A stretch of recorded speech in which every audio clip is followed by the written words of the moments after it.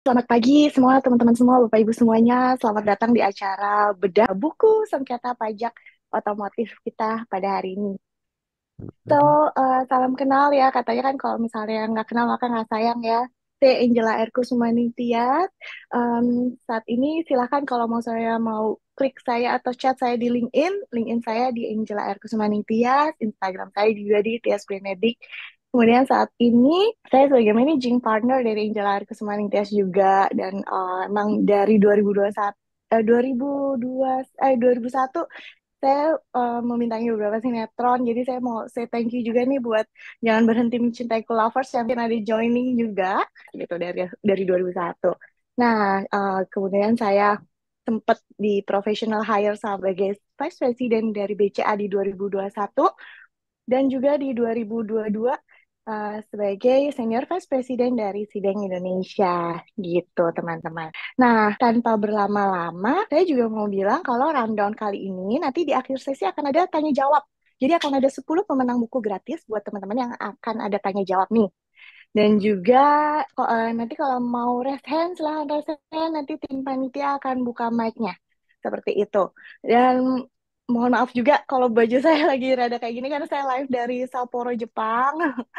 Dimintain tolong sama AA Hijrah untuk menjadi MC pada pagi hari ini. Thank you juga kesempatannya. Juga saya mau sedikit kasih uh, list down acaranya. Nanti kita setelah ini kita akan ada pemutaran video dari pajak.com sebagai media partner kita. Kemudian di 10 lewat 10 kita akan ada materi pemaparan. Sorry, ya akan ada materi pemaparan dari AA Hijrah, si penulis buku. Kemudian akan dilanjutkan juga adanya dari siapa lagi kalau bukan spesial otomotif kita, yaitu eh,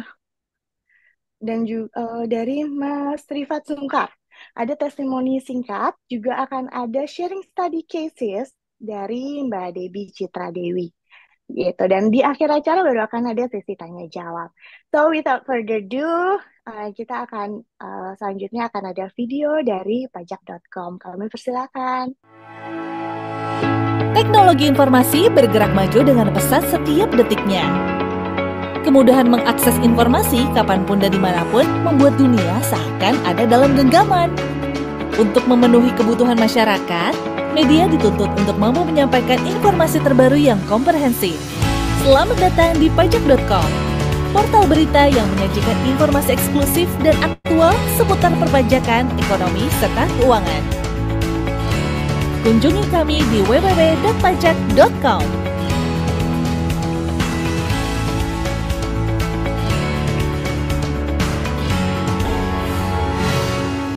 Berarti kita akan mulai dengan testimoni dari Mas Rifat. Mas Rifat Sungkar ini adalah pembalap nasional dan juga Wakil Ketua Umum dari Ikatan Motor Indonesia. Mas Rifat, are you ready, Mas? Yes, terima kasih. Ya, Hai, halo. Anak yang halo. lagi di Jepang ya, lagi di sini juga. Demi Mas Aida sama Mas Rifat nih, live.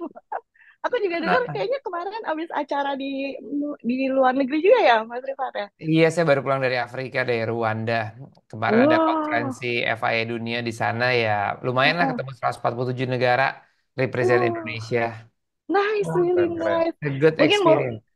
itu tentang apa Mas kayak Jadi otomotif? semua tentang kegiatan otomotif di dunia urusannya dengan mobility yang hubungannya dengan perkembangan teknologi, lingkungan hidup, komunitas, kemudian peraturan peraturan perundang-undangan masing-masing negara mengenai otomotif, mobil listrik, sustainability fuel, banyak lah pokoknya. Wow, keren keren keren banget, keren banget. Iya sih kayak amazing banget ya otomotif kan sekarang lagi kayak booming banget ya dan semuanya berubah dari listrik ke apa segala macam, Betul. hybrid dan sebagainya dan kayaknya kita Indonesia termasuk pasarnya ya Mas ya kayak semua mobil Gede jualan ke banget. Indo ya. Gede Gede banget banget. Asia lagi on fire. Benar-benar karena tiap kali kita meeting sama orang Jepang atau apa, mereka pasti kayak bingung gitu kalau pas datang ke Indo. Wow, so many cars. Padahal mereka yang jualan gitu ya. Soalnya di Iya, Jepang mobil Jepang. Jepang aja nggak banyak, kan manusia dikit. Exactly. Iya, benar-benar. Monggo silakan Mas Rifat, feel free. Iya, Pertama-tama saya ucapkan terima kasih banyak atas undangan di event kali ini. Kemudian teman-teman semua yang memang interest dengan sistem perpajakan otomotif Indonesia, khususnya tentang bagaimana mencari solusi tentang sengketa pajak. Saya rasa ini skopnya memang besar sekali karena buku satu ini tuh isinya banyak apa namanya banyak yang bermanfaat sekali untuk bisa dijadiin contoh kasus dan juga bagaimana cara penanganannya. Kalau dari sisi saya, Em, yang saya mau sampaikan adalah sebetulnya sistem perpajakan Indonesia itu memang betul-betul harus mengikuti perkembangan zaman dikarenakan banyak hal-hal baru ya seperti salah satunya tadi Mbak Tejo udah kasih tahu adanya kendaraan-kendaraan listrik yang datang. Indonesia ini cukup unik karena merasa bahwa sebuah teknologi itu akan menggantikan teknologi sebelumnya.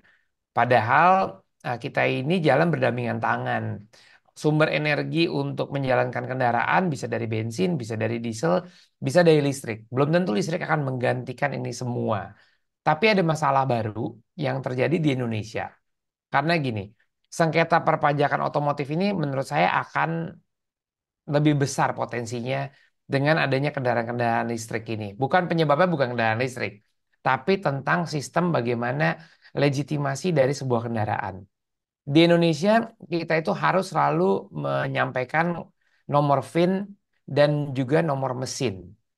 Setiap kali kita melakukan perpanjangan STNK dan ya mungkin BPKB juga. Nah, nanti setiap 5 tahun. Akan tetapi, sistem pendukung terhadap perubahan zaman ini belum terlalu kelihatan. Jadi, ibaratnya mobil di Indonesia ini kalau memang harus mengganti nomor mesinnya, nomor mesin itu sangat amat sakral. Jadi ketika nomor mesinnya berbeda, padahal orang-orang itu ingin mempertahankan kelangsungan hidup kendaraannya, selalu menjadi masalah besar. Mesin datang dari mana? Ibaratnya kalau otomotif sebuah pabrik yang sudah tidak ada lagi di Indonesia, misalnya let's say yang paling gampang lah, PW Kodok gitu ya. PW Kodok, dia harus beli mesinnya di dealer VW. Sementara di dealer VW aja sudah nggak ada mesinnya. Jadi kita selalu melakukan akal-akalan. Kemudian dengan kendaraan listrik yang tadi saya bilang. Untuk kendaraan normal, penggantian mesin itu cuma satu mesinnya. Sementara untuk mobil listrik, dinamonya bisa satu, dua, maupun tiga. Belum lagi ada nomor baterainya. Jadi penanggulangan dari sistem perpajakan itu memang harus berkolaborasi dengan kepolisian juga, bukan semata-mata hanya untuk kepentingan pemasukan negara, tetapi sistem pelaksanaan sehingga pemasukan negara itu dianggap sebuah sistem legal yang memang diaplikasikan untuk seluruh warga Indonesia. Nah, rasanya dengan adanya event seperti ini, wawasan kita terhadap situasi dan kondisi di Indonesia juga lebih terbuka. Kalau kita masukin dari luar negeri atau memakai dari resources lain, bagaimana ketika barang itu datang sampai ke Indonesia, nomor mesin harus bisa diketok, sementara nggak ada yang bisa ketok. Eh, Lalu kita sebagai warga Indonesia ingin membayarkan pajak sebagai kontribusi besar negara, sementara sistem itu tidak ada. Bahkan kita dianggap melakukan suatu hal yang ilegal. Jadi pertemuan kita semua ini saya rasa ada faedahnya karena kita sama-sama memberikan dorongan besar karena jika pajak ini normal, rasanya eh, pemasukan negara dari dunia otomotif itu besar sekali. Dan lebih lagi kepada kendaraan-kendaraan yang memang punya sejarah, yang punya emotional bonding. Mungkin belum tentu economical value untuk kedepannya karena kendaraan tua itu memang lebih boros, memang lebih nggak enak, memang segala macam. Tapi ibaratnya kita harus melihara orang tua kita yang memang udah lebih nggak mampu dengan usia produktifnya. Apa yang bisa kita lakukan supaya mereka bisa lebih sustainable untuk bisa menikmati hidupnya. Nah, bagian-bagian sejarah ini harus kita pertahankan dan salah satu fundamental utama adalah sistem perpajakan yang diatur untuk bisa mendukung industri otomotif, khususnya juga industri kreatif otomotif Indonesia. Saya rasa itu dari saya pembukaannya. Semoga saya punya testimoni ini merupakan satu angle baru. Mungkin bukunya nanti bisa lebih tebal lagi dari ini. Siap, Ya kan siap, karena Mas. ada masalah-masalah lain Iya, yang bisa berpotensi untuk boleh. diselesaikan. Nanti Gitu kita, Mas. ya, Wow, baik. keren, keren. Makasih, Mas Rifat. Thank Iya, you Mas Rifat, bener banget sih, bener banget yang Mas Rifat bilang kayak isu dan otomotif itu sendiri teknik apa ya, ada technical issue atau kayak industri baru kayak tadi yang betul. dibilang mobil listrik, which is everything is new ya Mas. Dan Yes. sama juga sama pajak juga. Kita kemarin juga kebetulan saya datang acara International Tax OTCA di Shanghai, terus di Cina juga ada di Jepang tahun lalu. Itu juga semuanya we're talking about a new regulation seluruh dunia. Jadi kadang-kadang kayak semuanya berubah ya Mas Rifat ya, mau sejak pandemi semua jadi online, teknologi juga berubah gitu ya. Bahkan Benar. mungkin mobil ada yang nyetir sendiri nanti ke depannya ya Mas. Betul. Semoga masuk ke Indonesia soon, jadi we don't need driver Sun bisa anymore. Mbak. Nah, Iya, seru-seru banget sih, seru banget. Ya, semoga kita next time bisa meet up juga, yes, Mas yes. Rifat, bisa sharing-sharing lebih banyak lagi. Thank you so much waktunya, Mas Rifat. Mungkin Mbak Mas Terima Rifat kasih lagi sibuk banyak. banget dan Mbak Tias, boleh izin kita foto bersama dulu, Mas Rifat. oke, Boleh, Mungkin silakan. teman-teman admin minta tolong disiapkan untuk kita sesi foto bersama dulu. yang halaman pertama ya. 1, 2, 3.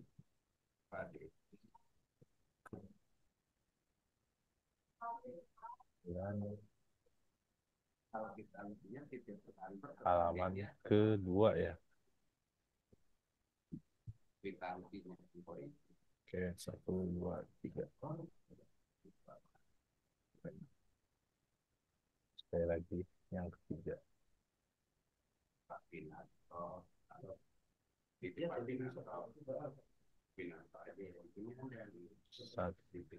2, 3. Oke, cukup.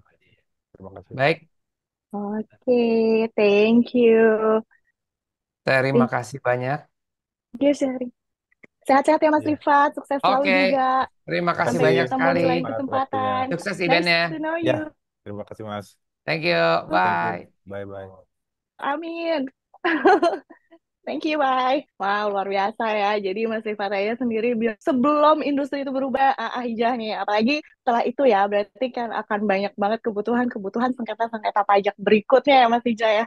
Nah, kita tanpa berlama-lama, kita next-nya akan ada sharing session nih dari penulis bukunya. Nah, sedikit sebelum kita panggilkan si penulis buku tersebut, saya mau ngebahas sedikit CV singkatnya dari AA Hijrah. Mas Hijrah, Hafidudin, SE, SH, MH, BKP, banyak ya. Beliau ini dulu sempat dari bulan Maret sampai Juni 2009 sempat internship di Multi Utama Consulting MUC Group. Kemudian berikutnya sebagai accounting staff di Hotel Salak Bogor dan kemudian menjadi HR manager di Hotel Salak Bogor juga nih di usia 23 tahun. Kemudian masuk ke Medco Energy International Tbk sebagai tax spesialis dari Januari 2013 sampai dengan Maret 2017. Nah, selanjutnya beliau langsung menjadi managing partner dari Hijrah and Partner Advokat and Hijrah and Partner juga untuk tax consultantnya, juga ketua Yayasan Pendidikan Tiga Berkah Mandiri, pengurus IFA, ketua DPC juga di Kota Bogor untuk Federasi Advokat Republik Indonesia. Juga HIPMI Bogor ya Mas, dan dosen UI. Pokoknya kayak banyak banget ya. Kebetulan saya kenal Mas Ijah waktu itu kita ketemu pas saya jadi MC International Tax ya Mas ya. Dan Iya. beliau sebagai pengurus dari IFA Indonesia. Oke, so without further ado, Mas Ijah, the screen is yours. Silakan. Baik, terima kasih Mbak Angel atas waktunya dan jauh-jauh nih di Jepang jadi MC ya, Sapporo Jepang. Kayaknya sedang menikmati liburan akhir tahun ya. Semoga nanti bisa nyusul nih teman-teman semua. Oke, apa hari ini kita coba sharing terkait dengan sengketa pajak otomotif yang saya tulis untuk buku yang kedua. Jadi kalau bab 1 itu biasanya tentang definisi. Kemudian yang kedua adalah bagaimana berpraktek beracara di pengadilan pajak. Kemudian bab 3 itu banyak membahas studi kasus tentang perpajakan otomotif. Baru yang terakhir adalah rekomendasi bagaimana nanti kalau kita menghadapi sengketa pajak. Oke. Bab 1, bab 2, bab 3 ini sebenarnya berlaku untuk semua jenis industri ya. Itu bisa di semua jenis usaha itu bisa diimplementasikan untuk materi di buku ini. Nah, mungkin memang bab 3-nya saja yang khusus membahas tentang sengketa pajak. Nah, intinya kita masuk ke definisi terlebih dahulu ya karena di sini kan pesertanya ada mulai dari akademisi, profesional maupun staf-staf di perpajakan. Jadi kita harus mengkosongkan gelasnya dulu gitu ya. Kita belajar bersama-sama. Oke. Nah, arti sengketa adalah suatu yang menyebabkan perbedaan pendapat, pertengkaran, dan pembantahan. Sengketa juga merupakan sebuah perkara yang dapat terjadi antara individu atau antar lembaga ya. Sengketa seringkali terjadi karena adanya perbedaan kepentingan antara individu atau lembaga. Ya, jadi kaitannya dengan sengketa pajak berarti adanya perbedaan pandangan antara wajib pajak dengan fiskus. Ya. Ya. Nah, asal mula sengketa pajak biasanya adalah ketidaksetujuan perseorangan atau badan sebagai penanggung pajak terhadap STP ataupun SKP. Ya, dan surat keputusan dapat menimbulkan sengketa pajak. Kemudian, pengadilan pajak adalah badan peradilan yang melaksanakan kekuasaan kehakiman bagi penanggung pajak mencari keadilan. Nah, biasanya kan mulai dari pemeriksaan. Kemudian ketika pemeriksaan itu teman-teman tidak setuju dengan hasil pemeriksaan, maka secara undang-undangnya haknya kita itu bisa mengajukan upaya keberatan pajak atas suatu produk ketetapan pajak, entah itu SKPKB, SKP nihil, SKPLB, atau SKP KBT. Itu bisa diajukan keberatan pajak ya. Nah, untuk proses keberatan pajak sendiri itu berlaku jangka waktunya adalah 12 bulan ya prosesnya. Kemudian untuk syarat formilnya ini saya sebutkan di pasal 25. Jadi ketika kita mengajukan keberatan dari tanggal surat ketetapan pajak itu kita diberi waktu 3 bulan dari tanggal surat ketetapan pajak untuk kita bisa submit surat keberatan. Surat keberatan bisa disubmit melalui KPP atau melalui DJP online menggunakan fitur e-objection. Nah, satu surat keberatan itu untuk satu surat ketetapan. Jadi kalau ketetapannya ada 12, berarti surat keberatannya itu ada 12. Kemudian harus dicantumkan berapa nilai menurut SPT, berapa nilai menurut hasil pemeriksaan, dan berapa nilai pajak menurut wajib pajak. Karena itu 3 poin itu juga termasuk aspek formil yang harus dicantumkan. Jangan sampai tidak, karena ada beberapa klien kita yang tidak mencantumkan utang pajak menurut wajib pajak, sehingga surat keberatannya ditolak secara formal. Nah, ini alur proses keberatan pajak hampir sama dengan pemeriksaan ya.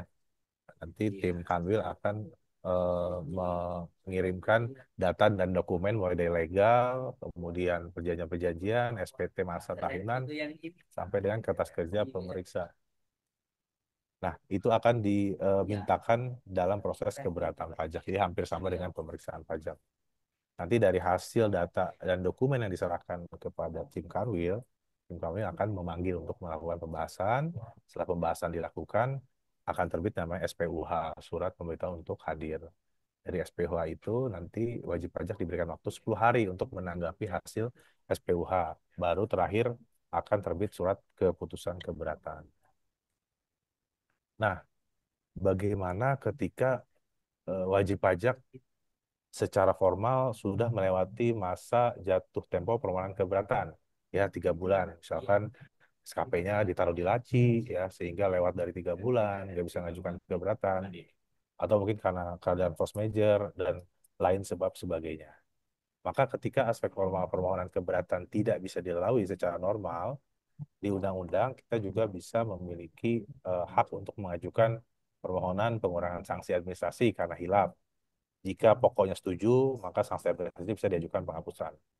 Kemudian jika pokoknya tidak setuju, tapi kita sudah tidak bisa mengajukan keberatan, maka kita bisa mengajukan pasal 361B, yaitu permohonan pembatalan SKP yang tidak benar.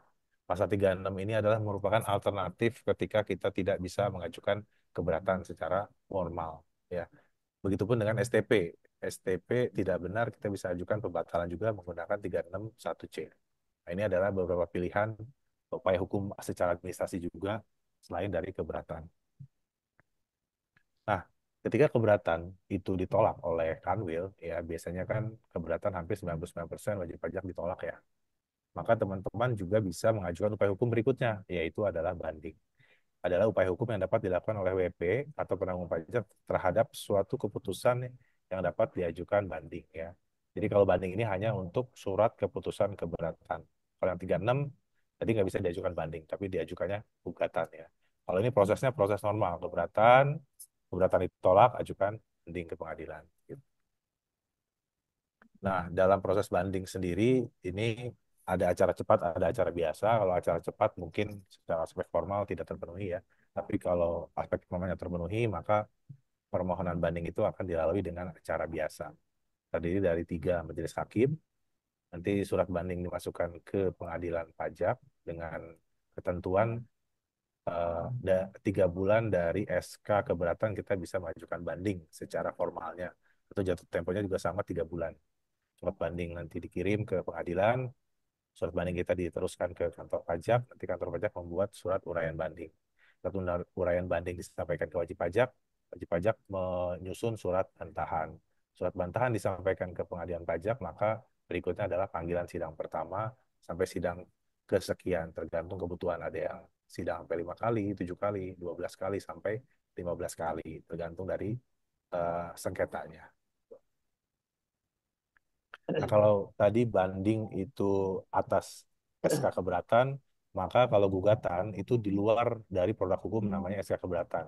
Ya, di luar dari SK keberatan seperti tadi permohonan pengurangan sanksi administrasi, pembatalan SKP yang tidak benar, pembatalan SKP yang tidak benar yang pasal 36, ketika masih ditolak oleh Kanwil, maka teman-teman bisa mengajukan gugatan pajak ke pengadilan pajak ya.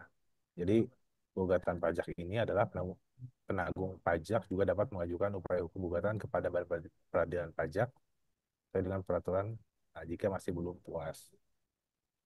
Oke, gugatan juga secara eh, acaranya itu kalau formalnya terpenuhi berarti masuk acara biasa. Korespondensi sebelum sidang itu hanya istilahnya saja yang berbeda.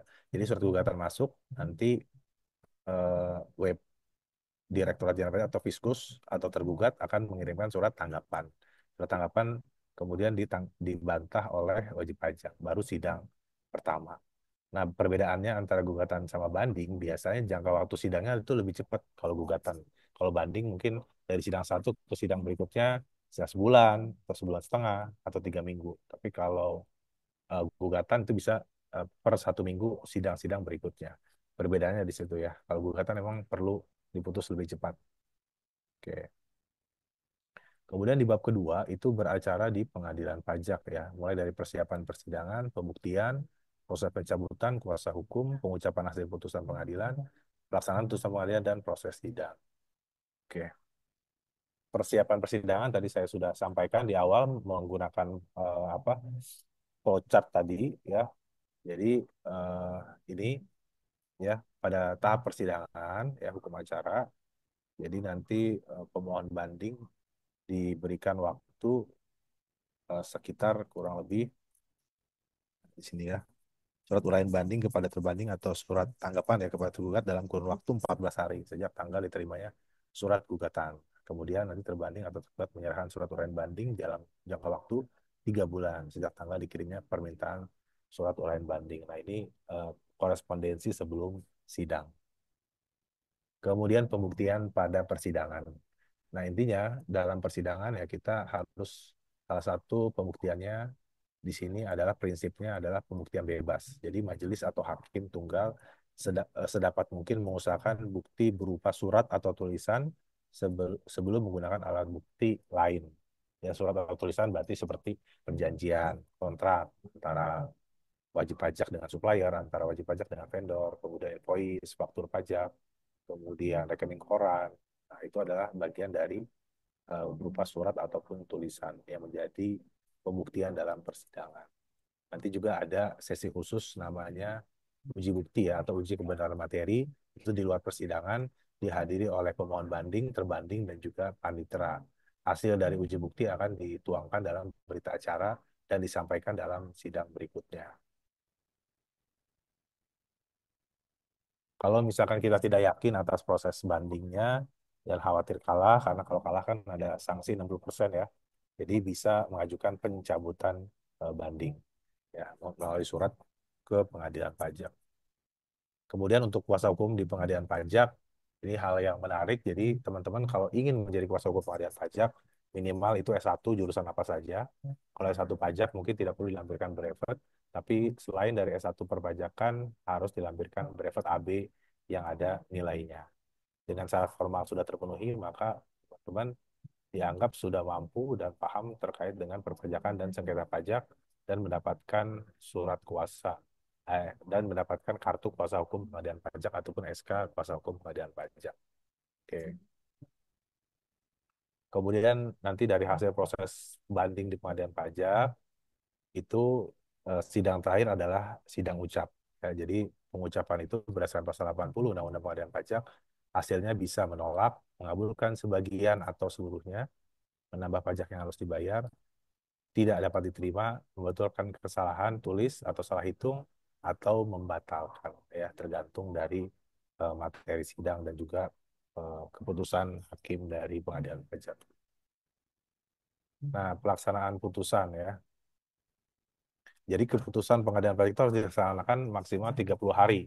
Jadi ketika kita kurang bayar terus dikabulkan seluruhnya, ya maka sepanjang WP-nya misalkan bayar sebelum sidang berarti atas SKPKB yang sudah di-store itu harus dikembalikan ya, dan harus dilaksanakan 1 bulan setelah sidang pengucapan gitu. Dan itu biasanya nanti wajib pajak akan diminta nomor rekening untuk dana SKPKB yang tidak seharusnya terutang akan dikembalikan kepada wajib pajak. Kemudian ini adalah proses persidangan. Jadi sidang pertama biasanya adalah mengecek aspek formal, siapa yang berhak menandatangani surat banding sesuai dengan akte, kemudian kuasa hukumnya, identitasnya, KTP, NPWP, dan kuasa hukum pengadilan pajak, kemudian surat kuasanya, kemudian apa namanya fakta integritasnya, dan akte yang perubahan terakhir sesuai dengan siapa yang menandatangani surat banding. Kemudian sidang kedua biasanya itu membahas terkait dengan pokok sengketa materinya. Jadi dituangkan dalam matriks sengketa ya. Matriks sengketa itu adalah perjalanan nilai sengketa mulai dari SPT, hasil pemeriksaan, surat keberatan, hasil keberatan, sampai dengan surat banding. Itu adalah perjalanan matriks sengketa. Kemudian dari sidang ketiga sampai sidang selanjutnya itu membahas tentang aspek material dan juga pembuktian terkait dengan argumentasi dari masing-masing pihak ya. Anda mempertahankan nilai sekian, tuangkan dalam argumentasi, penjelasan tertulis, dan juga bukti-bukti yang menguatkan argumentasi teman-teman agar dapat meyakini majelis hakim bahwa atas SKP tersebut memang tidak benar. Sehingga majelis lebih yakin untuk memutuskan bahwa atas objek tersebut memang tidak terutang pajak. Sampai di akhir, di sidang ke-7 mungkin ya, ke-7 atau sampai ke-12 itu akan ada putusan pengadilan pajak. Nah, kemudian saya bahas mungkin beberapa saja ya yang kasus sengketa otomotif. Ada amortisasi, ada PPN klaim waranti, ada fair selling, ada juga SKD PPh pasal 26. Ya. Jadi di bukunya kita, di studi kasus, ini mungkin studi kasusnya random ya. Jadi salah satunya adalah penggunaan fake asset. Ya. Penggunaan fake asset atas delation compensation. Nah, ini terbentuk ketika ada pembebanan ataupun amortisasi. Nah, menurut Fiskus, pembebanan atau amortisasi ini dianggap sebagai pengertian royalti. Ya, jadi harus ada pembayaran pajak atas royalti. Kalau ini dari luar negeri berarti PPh pasal 26 sebesar 20%. Kalau ada COD berarti sesuai dengan negaranya 10 atau 15%. Akan tetapi dalam prosesnya bahwa itu kita bisa membuktikan bahwa itu bukanlah masuk dalam pengertian royalti, sehingga atas SKPKB tersebut itu bisa dibatalkan dan permohonan bandingnya dikabulkan seluruhnya. Gitu. Nah, ini adalah merupakan salah satu sengketa ya. Kemudian yang kedua, ini ada sengketa tentang klaim waranti ya kepada customer. Jadi kan teman-teman kalau beli mobil baru itu biasanya sepaket tuh, mobil baru plus gratis servis selama 1 tahun, 2 tahun, bahkan sampai 5 tahun, tergantung mereknya. Kalau merek mobil Jepang biasanya 50.000 kilometer atau 2,5 tahun. Tapi kalau mobil Eropa itu warantinya bisa sampai 5 tahun ya, gratis spare part sama servis. Nah, di sini ya atas klaim waranti itu dianggap sebagai penghasilan dari si perusahaan otomotif ini. Tapi dengan bukti-bukti yang ada yang diserahkan bahwa itu sifatnya hanya reimbursement sehingga bukan masuk dalam kategori penghasilan. Sehingga permohonan bandingnya itu adalah dikabulkan. Kemudian yang sering terjadi juga sengketanya adalah karena perusahaan otomotif itu perusahaan afiliasi yang terafiliasi dengan negara-negara Asia seperti Jepang, Korea, Amerika ya. Itu biasanya yang sering juga adalah sengketa transfer pricing atau TP-Doc ya. Dianggap penjualan ataupun pembelinya dengan harga yang tidak wajar dengan pembanding perusahaan sejenis. Nah, salah satunya mungkin pembayaran royalti ya, pembayaran royalti dari anak yang ada di Indonesia ke induk yang ada di luar negeri. Itu dengan benchmarking rata-rata 10 sampai 11% maksimal pembayaran royalti. Ya, ada kewajiban royalti. Nah, kalau ada pembayaran royalti di atas benchmarking tersebut 10 sampai 11, misalkan pembayaran royaltinya 15%, 20%, itu biasanya data pembandingnya agak sulit dicari sehingga atas selisih tersebut menjadi koreksi fiskal dari nilai dari nilai kewajaran ya, itu merupakan nilai sengketa terkait dengan afiliasi ataupun hubungan istimewa antara perusahaan grup. Nah, itu yang sering terjadi dalam sengketa TP-Doc untuk perusahaan grup khususnya di otomotif. Nah, kemudian juga biasanya ya ketika dalam proses pemeriksaan keberatan wajib pajak tidak menyediakan COD atau Certificate of Domicile. Nah, di mana ketika tidak menyediakan berarti mau nggak mau harus dipotong 20%. Tapi nanti dalam proses persidangan SKD itu atau COD itu dapat tersedia sehingga bisa menggunakan fasilitas pengurangan tarif dari 20% menjadi 10%. Itu memang banyak ya dikabulkan di pengadilan pajak. Nah, itulah mungkin contoh-contoh kasus. Nanti kita lebih banyak diskusi lagi dan nanti ada insight baru dari Bu Devi selaku konsultan pajak yang memang dia fokus di otomotif. Nanti beliau lebih banyak sharing terkait dengan kasus-kasus sengketa pajak otomotif. Dan yang terakhir di bab keempat itu adalah rekomendasi dalam menghadapi sengketa pajak. Yang pertama rekomendasi pertama adalah arus dokumen ya. Arus dokumen ini yang tadi saya sebutkan adalah terkait dengan perjanjian antara WP dengan supplier atau WP dengan vendor. Jadi arus dokumen ini adalah sebuah perjanjian atau kontrak yang menjadi landasan dalam menjalankan suatu transaksi. Hal ini penting guna memberikan dasar atau legal standing. Suatu perjanjian atau kontrak diperlukan dalam pembuktian sengketa pajak, mulai dari proses pemeriksaan, keberatan, banding, atau gugatan di pengadilan pajak.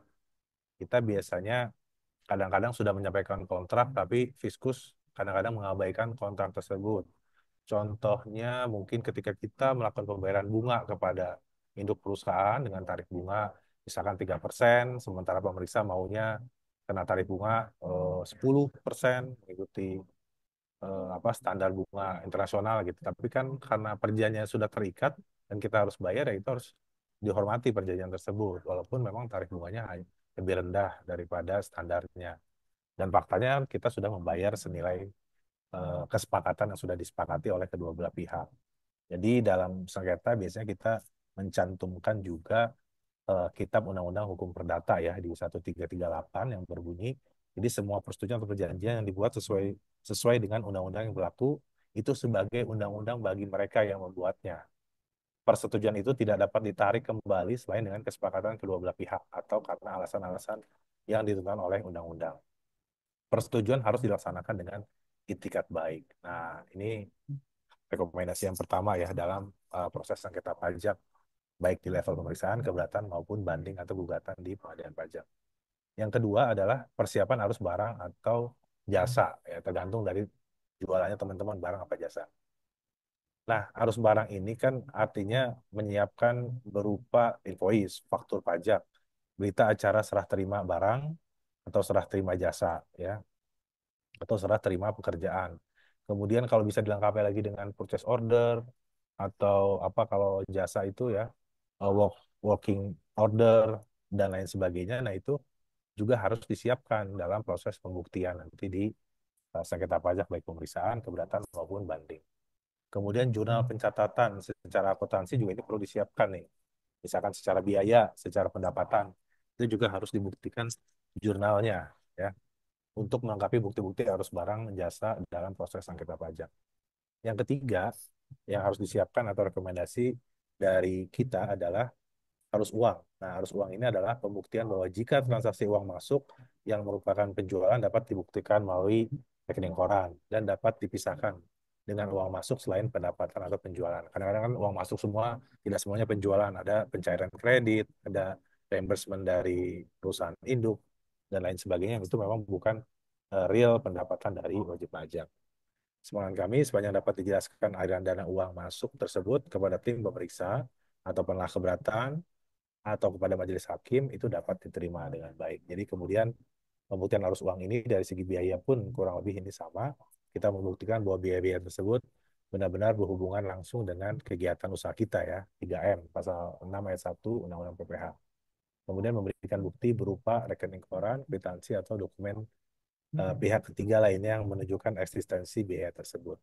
Sehingga dapat meyakini tim pemeriksa di level pemeriksaan, tim penelaah di level keberatan, dan majelis hakim di level proses banding atau gugatan.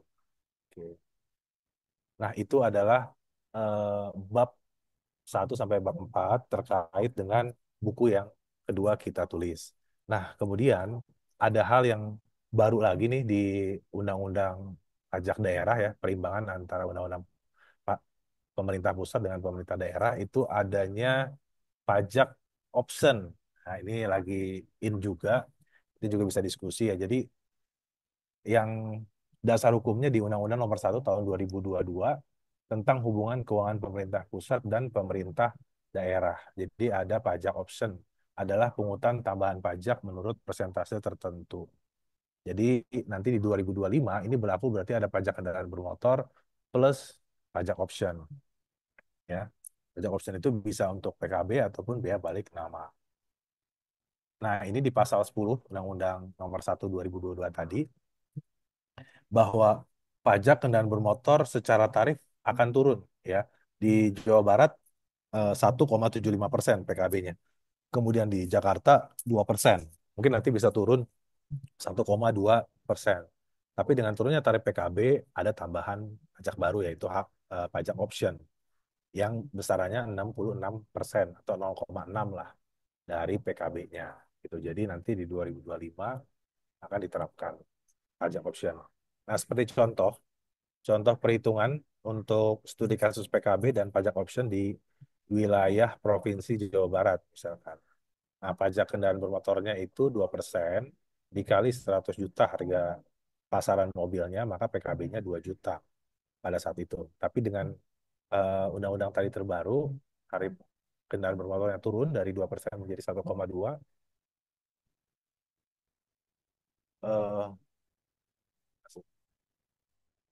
1,2 tapi ditambah option 66%. Sehingga pajak optionnya itu 66% dikali 1,2 itu sebesar 792.000. Nanti di STNK berarti ada pajak kendaraan bermotor, ada pajak option 66%. Jadi total 1,992. Ditambah nanti sumbangan wajib kecelakaan jasa asuransi, ya. Jadi total sekian. Di luar dari per 5 tahun ada plat, ada biaya balik nama, ya. Seperti itu. Jadi secara pandangan kami sih artinya sebenarnya secara total kurang lebih hampir sama lah. Tidak nambah karena tarif PKB-nya turun, tapi ada tambahan objek baru. Gitu. Eh, Mungkin itu saja materi yang bisa saya sampaikan. Nanti lebihnya kami persilahkan kepada Mbak Devi untuk melengkapi studi kasusnya. Kemudian nanti jika teman-teman ingin memesan bukunya kita, Sengketa Pajak Otomotif, bisa menghubungi admin. Dan yang khusus mengikuti bedah buku ini, kita berikan diskon 25% dari harga normal. Saya akhiri dengan pantun, Irian Bumi Cendrawasih, cukup sekian dan terima kasih. Assalamualaikum warahmatullahi wabarakatuh. Halo, tes suara saya kedengeran? Ya, terdengar, Mbak. Oke, aman ya. Thank you banget Mas Hidra, luar biasa ya. Banyak banget kayaknya informasi-informasi terkait sengketa pajak. Seperti yang Bapak Ibu tahu, biasanya kalau terkait otomotif itu memang perusahaan manufacturingnya dan sebagainya itu dari luar negeri karena brand luar negeri ya. Jadi akan banyak banget sengketa pajak dan itu dikupas tuntas di bukunya. Ini kebetulan saya udah sampai saya bawa loh ke Jepang. Buat dibaca-baca luar biasa, keren banget isinya teman-teman kalau mau kupas tuntas beli beli keren. Nah, di sini berikutnya kita akan ada sesi yang namanya sharing session studi kasus dari Mbak Devi Citra Dewi. Beliau ini selaku konsultan pajak yang spesialis otomotif ternyata. Otomotif memang benar-benar banyak sih karena dulu beberapa saya menghandle beberapa klien otomotif juga memang tricky banget dan kebanyakan memang eh, banyak fee dan royalti dan sebagainya yang akhirnya kita mau nggak mau bayar ke si. Halo, halo Pak, sorry, saya pakai dua device. Ya, Halo, silakan. Ya, ya, ya, ya. ya, baik. Terima kasih Pak Ijrah atas undangannya untuk jadi salah satu narasumber untuk sharing session ya Pak, terkait dengan kasus yang saya alami. Di waktu itu saya sempat 9 tahun bergabung di perusahaan otomotif. Eh, Terkait kasus yang pernah saya tangani itu yang pernah sampai tahap banding yaitu atas uang masuk yang untuk pembayaran pajak ya, pembayaran bea balik nama. Jadi kan kalau bea balik nama itu, kalau pada saat kita beli kendaraan sebagai pembeli, kita tahunya di dalam harga jual itu sudah ada bea balik nama kan, PPKB segala macam kan kita tahunya terimanya beres gitu sebagai pembeli gitu. Nah, sebagai penjual, pada saat itu saya sudah memisahkan tuh tagihan yang harga jual mobil, bea balik namanya sendiri sudah dipisahkan gitu, tidak digabung, Pak. Nah, pada saat itu sama orang pajak, memang pada saat kita terima uang itu digabung, tidak dipisah, tapi secara invoicing sudah dipisah. Nah, pada saat pemeriksaan dan baru kali ini, saya hampir tiap tahun tuh diperiksa karena kita tiap tahun tuh lebih bayar. Nah, baru kali ini yang eh, uang dari customer atas bea balik nama itu dianggap sebagai penghasilan. Nah, waktu itu saya ingat banget 2013 penjualan mobilnya itu lagi lumayan ya. Nah, otomatis bayangkan satu kendaraan bea balik namanya sekitar 25 sampai 30 juta dianggap sebagai penghasilan. Nah, itu berapa jumlah yang harus dibayar. Nah, kondisinya waktu itu kita juga eh ya sebenarnya kita tidak mau ya sampai banding ya. Cuman kan kita juga nggak sanggup bayar segala macam, akhirnya sudah fight sampai banding gitu. Dan memang aneh ya yang tadi sampaikan oleh Pak Rifat Sungkar terkait dengan sistem administrasi pajak kita itu waktu zaman itu untuk pengurusan kendaraan itu pajak daerah tuh masih manual kan terima cash. Mereka tidak ada sistem gesek atau transfer pun tidak ada kan. Mereka masih kita setor tunai ke mereka bayar tunai lah on the spot di sana. Nah, pada saat saya sidang kita masuk ke uji banding, uji bukti eh, oleh terbanding dia meminta mana bukti transfernya. Ya, kita memang tidak ada transfer karena di zaman itu pembayaran manual, kita bayar cash langsung ke loket pelayanan untuk pengurusan pajak daerah itu. Itu yang kita alami lumayan dan saya waktu itu coba cari putusan banding atas sengketa yang sama itu ternyata belum pernah ada. Adapun sengketanya itu atas selisih dari BBN-nya itu, apakah masuk OJK PPN atau masuk penghasilan gitu. Yang dari uang masuk atas, waduh ini kasusnya belum pernah ada nih, saya bilang gitu.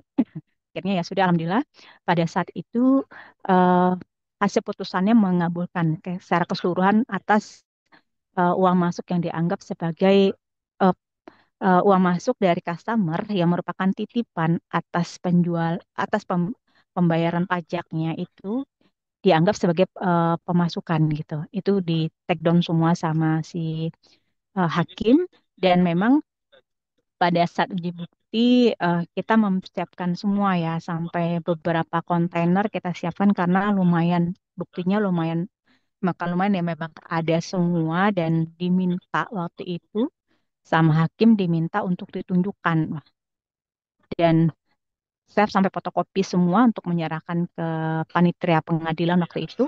Tolong nih eh, kita berikan buktinya. Alhamdulillah. Dan setelah kita menang pun pihak TJP mereka PK. Mereka majukan PK, PK-nya alhamdulillah ditolak oleh Mahkamah Agung ya. Mereka intinya kembali ke putusan banding. Itu sharing pengalaman saya. Jadi memang secara pembukuan waktu itu kenanya itu kita menggabungkan itu seolah bagian dari piutang dagang. Karena itulah asumsi dari si pemeriksa bahwa penghasilan, bukan penghasilan sebenarnya ya, uang titipan untuk pengurusan biaya balik nama, pajak daerah segala macam, itu kita gabungkan ke piutang lain-lain, piutang dagang, walaupun nanti di ada jurnalnya ke hutang BBN juga sih, tapi sama orang pajak itu dianggap sebagai income gitu. Kalau untuk sharing yang mirip-mirip dengan eh, Pak Hijrah di bukunya itu terkait dengan restitusi PPNBM yang SKP-nya itu sempat dispute tapi nggak sampai banding ya Pak. Waktu itu eh, oleh pemeriksa, yang waktu itu yang restitusi adalah si pihak dealer. Jadi kan ada produsen atau produsen, dealer, sama perusahaan taksinya. Nah, waktu itu yang restitusi adalah si perusahaan dealernya. Nah, itu di sama pemeriksa, oh nggak boleh, Anda nggak boleh bayar restitusi. Padahal secara regulasi itu mereka boleh gitu. Kita sampai sulitnya kita mengirim surat ke kantor pusat untuk minta penegasan gitu, Pak. Itu sih Pak sharing singkat dari saya. Terima kasih. Iya, baik. Terima kasih Bu Debi sharingnya luar biasa dan yang Ibu sharing juga apa namanya? Jadi alami Bu dengan beberapa WP juga ya masalah selisih PKB dan BBN atas titipan kan. Maunya kan konsumen maunya on the road ya Bu ya. Berarti kan semua di situ harus bayar pajaknya, masuk biaya balik nama, PKB dan lain sebagainya. Gitu. Menarik Bu. Oke, thank you. Keren banget Mbak Debi sharing sessionnya juga masih dispute pasti nggak hanya selain selain peraturan perpajakan terkait otomotif aja ada banyak dan kadang-kadang di otomotif industri pun discussionnya banyak sekali. Oke, sekarang kita akan berada di sesi tanya jawab. Tanya jawab ini sudah ada beberapa yang mencat pertanyaan. Iya, boleh mau dari chat Pak dulu Hijau. boleh Oh, oke. atau Kita mau dari chat dulu kalau apa open ya. mic dulu boleh. Atau mau resen dulu. Pokoknya otorisasinya di Mbak Angel deh, silakan. Oke, oke, baik. Tapi sepertinya belum ada yang raise hand ya. Atau Boleh. sudah ada? Dari Silakan kolom Bapak Ibu, kalau kita langsung open mic aja. Oke, Pak Salomo Depi. Pak Salomo Depi bilang, tuh Pak Hijrah, dengan adanya pajak opsen, bakal ada kenaikan harga mobilnya sekitar 15 sampai 20 juta dan motor sekitar 800 ribu sampai dengan 2 juta.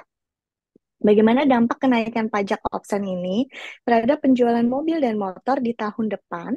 Dan bagaimana cara cepat menangani sengketa pajak otomotif di tengah padatnya aktivitas perusahaan otomotif? Nah, kami persilakan nih, Hijrah. Oke, saya jawab yang pertama dulu terkait dengan pajak option ya. Kalau saya melihat secara dasar hukum sebenarnya PKB-nya itu tarifnya turun ya Pak. Dari 1,75 sampai 2% di berbagai daerah kan berbeda-beda. Itu menjadi 1,2. Seharusnya dengan tarif PKB yang turun tapi ada objek option tambahan secara total tadi yang saya berikan contohnya itu harusnya sih tidak naiknya tidak terlalu signifikan ya atau mungkin kurang lebih sama. Tuh. Secara undang-undang yang tadi di pasal 10 kan PKB-nya menjadi 1,2%, tapi ada tambahan 0,6% untuk option. Jadi menurut pendapat kita sementara ini tidak berpengaruh ya. Yang kedua, bagaimana cara cepat menangani sengketa pajak? Nah, kita sepertinya kalau nanganin sengketa pajak nggak bisa cepat-cepat nih Pak. Jadi harus dinikmati prosesnya. Keberatan 12 bulan, banding 12 bulan, nunggu putusan bisa sampai 4 tahun ya Bu Debi ya.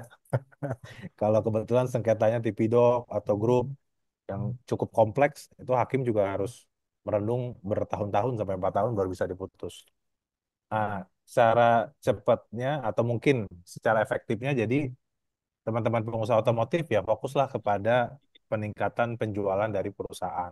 Tapi ketika ada sengketa pajak bisa diserahkan kepada ahlinya gitu ya. Ada Bu Angel, ada Bu Debi yang bisa mendampingi ketika ada sengketa pajak. Pastinya pembayaran pajaknya lebih efisien lah gitu dan sebisa mungkin seminimal mungkin dari apa yang sudah ditetapkan oleh Fiskus di pemeriksaan gitu. Baik, Berapa thank optionnya apa? you. Oke. Bu Debi mungkin ada tambahan? Ya, Ya, silakan. paling tambahan dari saya sedikit Pak, kalau pas sengketa itu yang saya perhatikan itu adalah websitenya ini pengadilan pajak. Kadang informasi itu lebih cepat di sana ya, kayak jadwal sidang. Kemarinnya putusan PK, saya pakai konsultan waktu itu ya, karena udah sampai PK, mereka nggak tahu. Saya taunya di webnya gitu. Oh, saya udah keluar nih putusannya gitu. Saya Oh gitu. langsung download, nggak di info ya ada putusan atau apa. Jadi pada sekitar bersengketa memang persiapkan sebaik mungkin bukti-bukti yang akan kita berikan atau kita kasih pada saat uji banding ya. Uji bukti di pengadilan itu masih direview lagi, dicek lagi karena waktu itu saya pernah ngikutin uji bukti di pengadilan itu, sebelah saya itu juga uji bukti satu ruangan karena waktu itu ruangnya terbatas. Sama yang perbanding yang satu, mereka mengkritisi, oh ini siapa penerimanya Pak? Ini tanda tangannya siapa? Ini otorisasinya siapa? Sampai segitu detailnya mereka gitu loh. Padahal kalau kita pikirkan namanya bukti yang kita berikan itu kan sama pada saat kita proses pemeriksaan, keberatan kan bukti yang sama kan.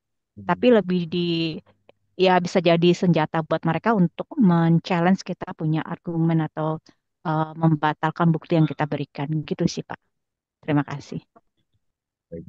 Menarik. Baik, thank you Mbak Debbie. Ya, luar biasa. Sama-sama. Mungkin kalau sedikit boleh nambahin, memang benar Hmm. kadang-kadang itu mereka juga minta data dari sisi parent company-nya atau lawan transaksi yang nggak ada di Indonesia ya.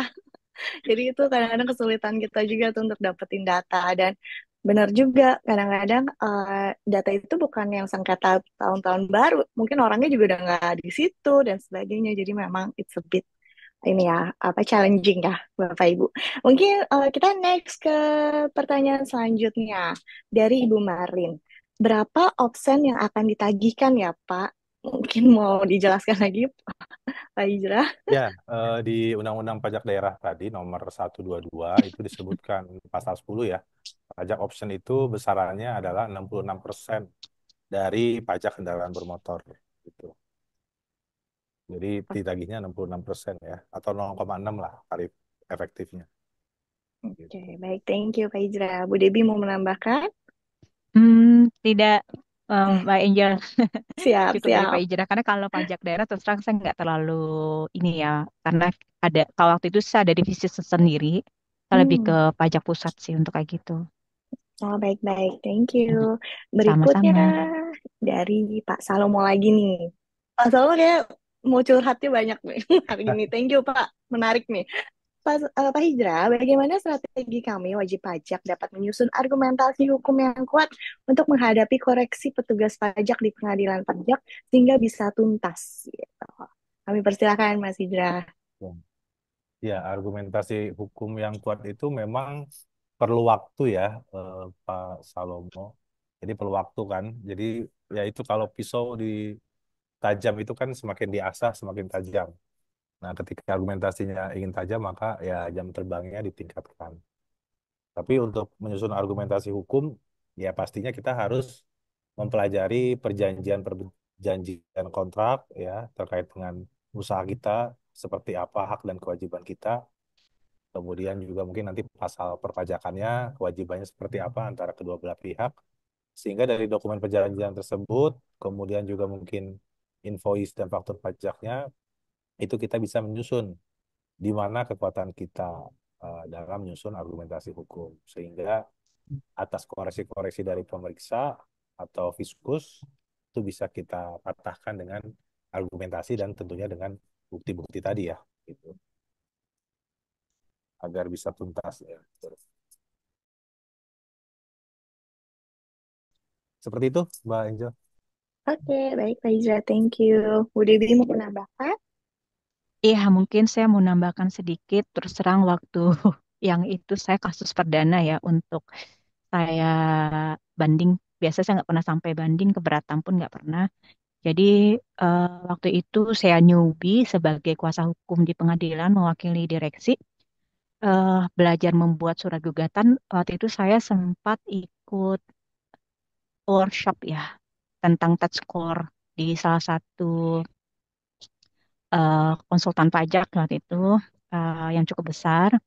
Terus saya mempelajari juga putusan-putusan pengadilan pajak lainnya yang kira-kira mirip ya kasusnya dengan kita. Jadi untuk menambah argumen dan memperdalam lagi aturan-aturan terkait tentang sengketa yang mau kita uji bandingkan mau kita bandingkan ini dan juga saya sih sebenarnya jangan sampai banding ya karena lama ibaratnya kita tuh nggak move on dari kasus kita yang sekarang kayak gagal move on gitu.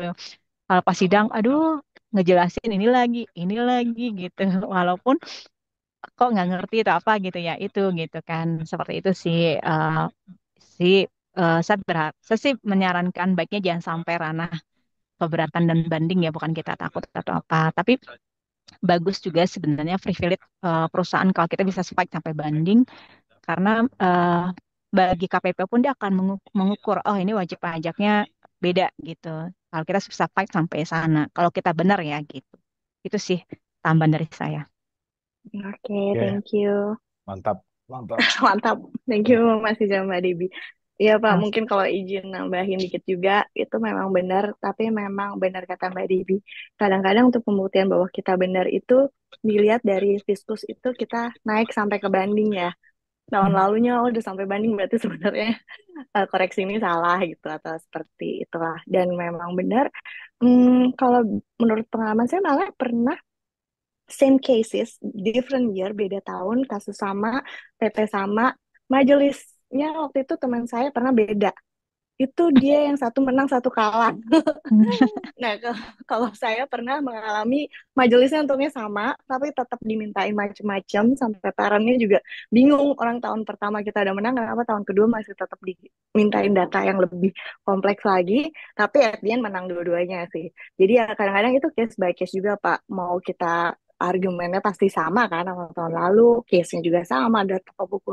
Jadi balik lagi ke majelisnya, mungkin dia juga udah kebanyakan kasus, dia lupa kalau itu pernah menang dan sebagainya, tapi tetap ditanya. Dan selain argumen apa peraturan pajak, dokumentasi tadi mungkin yang udah disebutkan juga sama Mas Hijra, dokumentasi pendukungnya sama soft skill jelasinnya tuh kadang-kadang mau nggak mau penting banget juga tuh Pak. Oke, kita lanjut ke next pertanyaannya. Oh, ini dari Pak David. Pak David nanya, menurut AA sendiri nih, apa bedanya sidang sengketa pajak dengan sengketa pidana? Apakah dibutuhkan ilmu hukum untuk sengketa pajak nih? Thank you. Silakan Pak Ijra. Ya, bedanya sidang sengketa pajak dan sidang pidana sebenarnya sama aja. Lebih ke pembuktian ya, siapa yang benar, siapa yang salah gitu kan. Kalau misalkan peradilannya kan beda. Kalau di sana peradilan umum, kalau pidana. Kalau kita kan pengadilan pajak itu berada di peradilan tata usaha negara. Secara administrasinya itu berbeda. Tapi secara prosesnya sama. Misalkan kalau di apa di pengadilan pidana kan jawab gitu ya, menjelaskan penjelasan, Lama, Meki. kemudian dijawab seperti replik, ada duplik gitu kan. Tapi kalau di pengadilan pajak juga sama. Eh, Pemohon banding diminta penjelasan tertulis, nanti terbanding menanggapi. Sebenarnya sama tuh, saling menanggapi. Sehingga nanti dari tanggapan-tanggapan dan penjelasan tertulis itu sebagai dasar majelis hakim untuk memutus sengketa gitu. Apakah dibutuhkan ilmu hukum untuk sengketa pajak? Ya menurut kita perlu juga ilmu hukum gitu. Bagaimana beracaranya, bagaimana menyusun argumentasi sama dasar hukum. Seperti tadi kan kontrak ya. Kita kontrak juga sering menyebutkan hukum perdata gitu ya. Apa? Buku hukum perdata yang 1338. Artinya secara ilmunya ya ilmu hukum juga sangat diperlukan untuk menghadapi sengketa pajak. Gitu. Gitu caranya. Luar biasa. Oke, mungkin Mbak Debbie ada tambahan? Hmm, mungkin saya ada tambahan sedikit ya. Saya bukan orang background hukum, cuman saya pernah maju di pengadilan hubung industrial. Jadi memang diperlukan ilmu hukum. Pada saat kita bersidang di pengadilan eh, di luar pengadilan pajak ya. Kalau pengadilan pajak iya, ilmu hukum juga iya diperlukan. Tapi sebenarnya kalau pengadilan pajak itu lebih ke multidisiplin ilmu ya. Bukan hanya hukum saja, tapi juga accounting kita harus paham transaksinya, nature-nya, transaksinya itu seperti apa, biar kita bisa menjelaskan ke hakim apa sengketa yang ingin kita perjuangkan gitu. Dasar hukum kita tuh apa gitu. Nah, ilmu hukum digunakan kita bisa mencari eh, memperkuat argumen kita pada saat kita banding. Itu sih. Oke, noted. Thank you, Mbak Debbie. Luar biasa. Sama. Oke, sekarang kita next ya. Ini pertanyaan saya nambah terus nih, nambah lagi, nambah lagi. Nggak selesai-selesai. Nah, kemudian dari Pak Salomo lagi, saya mau izin nanya nih Pak Ijra. Menurut Bapak, arus dokumen, arus barang, arus uang sebagai bukti yang dapat digunakan oleh wajib pajak dalam proses sengketa itu dan sangat penting. Bagaimana mempersiapkan arus dokumen, arus barang, arus uang agar dapat efisien dan efektif dalam mendukung kemenangan atas sengketa? Thank you. Kami persilakan, Mas Hijrah. Ya, sebelum ke Pak Salomo, karena tadi kan Pak Salomo udah 3 kali ya nanya, nggak apa-apa sih, bagus aktif. Ada Bu Sri Purwati, Mbak Angel nih, saya bacakan ya. Boleh Oh, saya silakan, tarik silakan. caranya supaya pembacaan putusan sengketa pajak tidak Oh pakai iya, lama. Sudah 1 tahun menunggu. Ya sabar sih, kecuali Ibu punya ini apa namanya, Ibu punya kenalan misalkan ya bisa dibantu. Tapi kan namanya biasanya first in first out. Siapa yang pertama sidang itulah yang keluar. Yang kedua yang bikin lama biasanya majelis hakimnya itu berganti ya, dari tim majelis apa berganti karena pensiun karena apa, itu yang membuat lama. Atau yang terakhir karena kompleksitas dari sengketa itu sendiri yang memang hakim belum yakin untuk memutus. Jadi tetap bersabar saja untuk menunggunya, tapi kalau punya akses ke pengadilan pajak untuk bisa mempercepat ya dipersilahkan juga. Nanti Bu Sri bisa japri kita deh. Ya, oke. Untuk Pak Salomo tadi oke, untuk berikutnya. mempersiapkan arus dokumen barang dan arus uang, ya sebelum sengketa pun kan wajib pajak harus menyimpan dokumen tersebut, baik arus dokumen, arus barang ataupun arus jasa selama 5 tahun. Karena dokumen tersebut akan dipergunakan jika dilakukan pemeriksaan. Dan saran kita sih mungkin dilakukan scan aja ya. Jadi perusahaan-perusahaan yang sudah besar itu ada bagian karyawan yang khusus men-scan. Nanti pakai kode atau barcode, tinggal narik nih mau dokumen perjanjian tahun berapa itu bisa ditarik semua. Jadi lebih mudah, dan sekarang kan orang fiskus itu meminta data di proses pemeriksaan ataupun keberatan dan bahkan banding itu semuanya sudah soft copy ya. E-tax court itu semua pembuktian surat banding sekarang semua udah soft copy, sehingga bisa lebih efisien begitu. Mungkin dari saya jawabannya itu, Mbak Angel. Kalau ada tambahan silakan Bu Dewi. Silakan, Bu Debbie. Thank you, Mas Iya, Hijrah. mungkin senada dengan Pak Ijra. Kalau untuk arus uang, arus barang, arus dokumen itu memang eh, harusnya secara SOP perusahaan itu sudah settle ya. Dalam artian, misalkan pengeluaran harus atas nama perusahaan, tidak bisa atas nama orang pribadi atau apa gitu kan. Terus juga hmm, untuk arus barang, apalagi kendaraan ya, kita kan spesifik ya. Jual ada nomor rangka. Harus barang masuk nomor rangka, keluar nomor rangkanya jelaskan. Tidak bisa di ini. Spare part juga. Eh, nah, biasa sih kalau saya tuh pakai aplikasi atau program ya. Jadi tinggal narik data, dipastikan kalau program itu sudah benar gitu. Jangan sampai program itu salah. Metodenya juga kan untuk persediaan arus barang kan beda-beda. Ada yang freight, ada yang FIFO, segala macam gitu. Itu sih untuk lebih efektif ya, baiknya menggunakan, apalagi kalau udah besar perusahaannya pakai program lah gitu.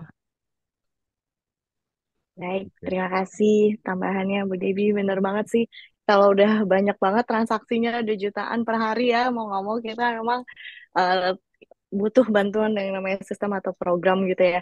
Dan emang regularly menurut saya itu di double check juga programnya udah jalan dengan baik atau enggak. Karena pengalaman saya juga pernah ngasus 4 tahun yang lalu gitu kita handle programnya udah nggak jalan, tapi ternyata dispute pajak tuh karena programnya itu sendiri salah gitu. Ada beberapa jadi kayak akan selalu ada dispute karena ternyata output dari salah satu program yang ada itu ternyata nggak konsisten gitu sama program yang lain. Jadi mismatch sehingga datanya dispute gitu sih.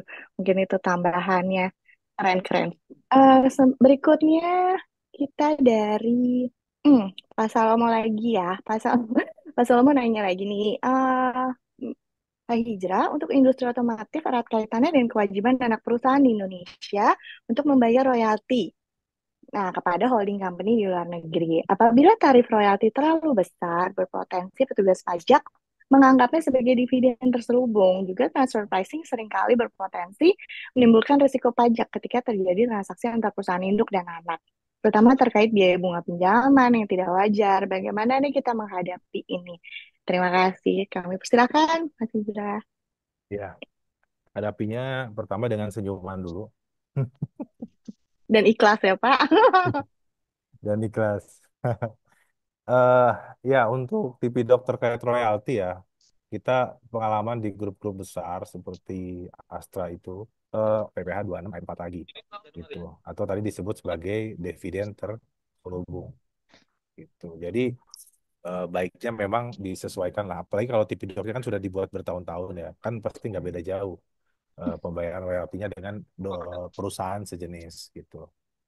Kemudian untuk apa nih, bunga ya, bunga pinjaman yang tidak wajar bagaimana? Ya kalau merujuk ke bunga wajar itu kan bisa menggunakan rate BI, atau kalau internasional ada Libor sama Jibor. Rata-rata 10% sih sampai 12% yang wajarnya gitu. Kalau lebih dari itu ya nanti biaya bunganya akan dilakukan koreksi gitu. Mungkin itu Mbak Angel ya.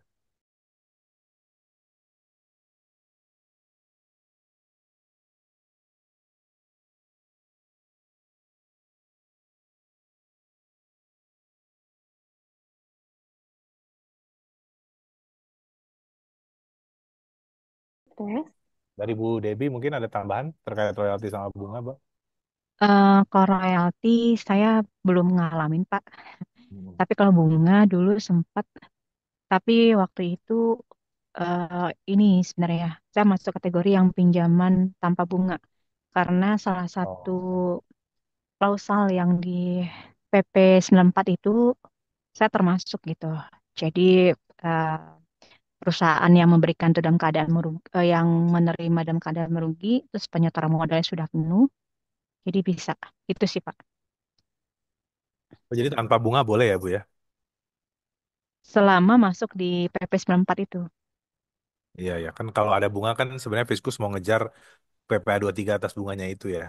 Kalau Iya, nggak ada kalau dia beban justru bunga, tanpa bunga. kalau tanpa bunga berarti nggak ada pajak bunganya kan gitu. Iya, dilihat ada Iya. pinjaman ke anak perusahaan kan.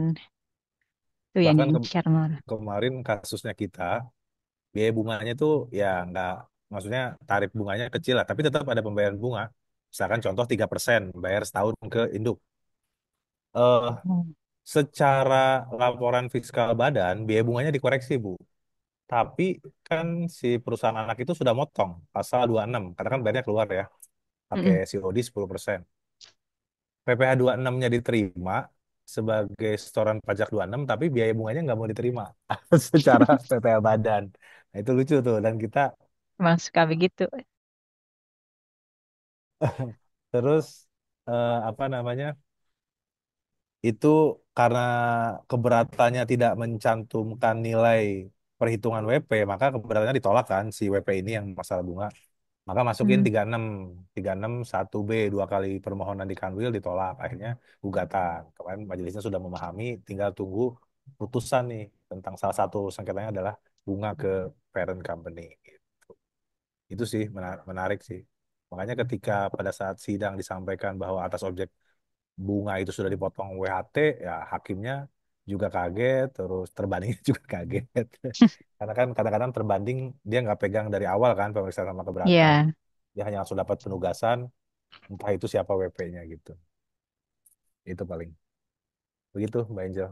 Baik, baik, benar menarik sih kalau soal transfer price. Mbak Devi bilang Hmm. ya, tapi it's not easy juga untuk kalau di, tapi ya tergantung lagi yang happens dia expense dia nggak mau. Tapi untuk Pak Salman mungkin hati-hati juga karena kan ada PMK 172 itu yang baru. Jadi pembuktian-pembuktian apakah perlu gitu transaksi ini, apakah perlu ada pinjaman dan sebagainya itu nanti untuk di TP-Doc 2024 tuh perlu dijelaskan tambahan tuh kayak gitu-gitunya. Jadi itu mungkin sedikit tambahannya. Nextnya dari Pak David. Eh, Terkait pajak option, ini hanya untuk mobil atau sepeda motor juga ya, Pak? Silakan Mas Izra. Ya, ini untuk kendaraan sih. Jadi kendaraan, mau kendaraan motor, mobil, listrik, ya, kemudian mungkin truk gitu, bus, itu semua masuk dalam kategori pajak option gitu. Jadi karena judulnya kendaraan, jadi pengertian kendaraan kan berarti yang terdiri dari roda segala macam gitu. Nah itu masuk dalam pajak option gitu. Baik, thank you Mas Izra. Bu Debi ada tambahan? Oh, enggak. Kalau Oke, Enggak ada, Mbak baik. Angel. Thank you. Sama-sama. Berikutnya lagi dari Pak Salomo. Ini untuk Pak Hijra, terkait isu transfer pricing pembayaran royalti dan dividen menjadi tren utama sengketa di sektor otomotif agar dapat menang dalam sengketa pajak terkait isu ini. gampang ini Mbak, mudah. Agar dapat Bagi menang, asik. silahkan pendampingan dengan kita. Ah gitu.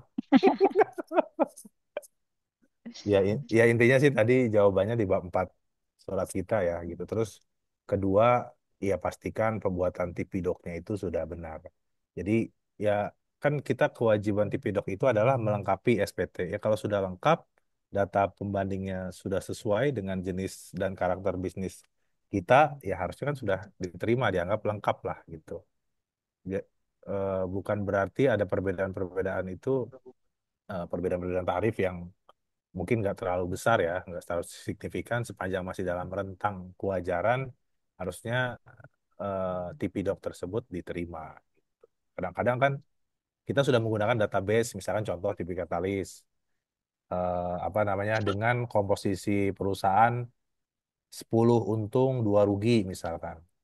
Tapi nanti Fiskus ngambil database pembanding yang punya WP juga, tapi dengan membuang perusahaan-perusahaan yang pada saat tahun tersebut diuji TP-Doc-nya itu rugi, jadi dibuang gitu. Nah, harusnya secara waktu itu saya membaca beberapa putusan pengadilan, harusnya Fiskus pun harus menyediakan database pembanding di luar dari wajib pajak, sehingga nanti bisa diadu gitu. Terus juga TP-Doc-nya juga harusnya disusun berdasarkan format Fiskus gitu. Jadi kalau pakai yang punya kita ya harusnya diterima dong sesuai dengan TP-Doc yang kita susun gitu. Begitu Mbak Angel. Baik, Oh, thank you. Mbak Debi ada tambahan? Enggak ada, Mbak Angel. Berikutnya pertanyaan yang sama dari Pak Salomo, hak dan kewajiban perpajakan industri otomotif serta fasilitas perpajakan yang tersedia untuk investor agar kami dapat terhindar dari sengketa pajak otomotif ini. Nah, iya, Pak Solomon mungkin perlu ambil satu ya buku kita yang pertama itu hak dan kewajiban perpajakan industri otomotif.